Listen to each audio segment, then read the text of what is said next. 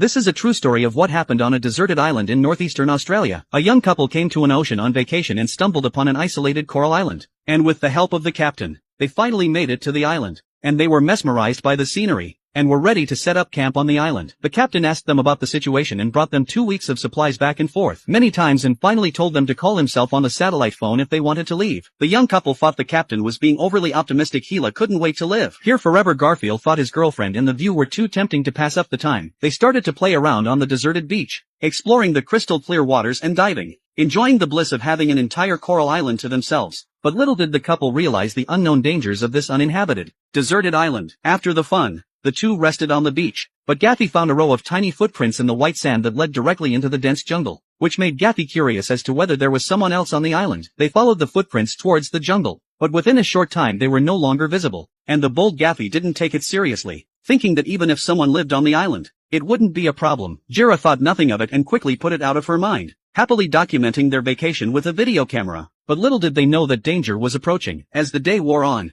the couple began to talk and laugh as they set up their tent, looking forward to the rest of their vacation. But then Gaffy noticed a lot of bones on the ground as he was gathering firewood, and there was a very subtle and eerie noise coming from all around. Gaffy was a little freaked out, but there were trees all around him and he didn't find anything. He thought it was some kind of small animal like a monkey, but biologist Hila was immediately shocked. There were no large animals on this coral island where the bones came from is worth looking into. The island is isolated and the young couple are still at ease and continue to spend their rare moments of happiness here. And the young man even made a wind chime out of the bones he found. But this night after they went to sleep, a wind chime sounded and woke up Gaffy in a flash. Hila thought it was the evening breeze blowing by chance and they went back to sleep, not realizing that a dark figure was reflected in the tent. The next morning Jira was surprised to find her underwear hanging from a tree branch. It was definitely a prank. They were both furious. They broke into the jungle again to find the culprit. The two searched for a while really in the jungle, found a cabin. Inside the things are very worn out, seems to be half a century no one has ever used. The walls of the wooden boards are also carved with very strange patterns and obviously used to count. The scratches simply make people's scalp numb. Outside the hut there was a small grave decorated with white shells and a cross with the word coral engraved on it. They started to get scared and rushed back to the camp. Jira wanted to get a video camera to record the cabin, but the camera was nowhere to be found and finally found in the most unlikely of places. And then the couple saw something on the camera that scared them even more.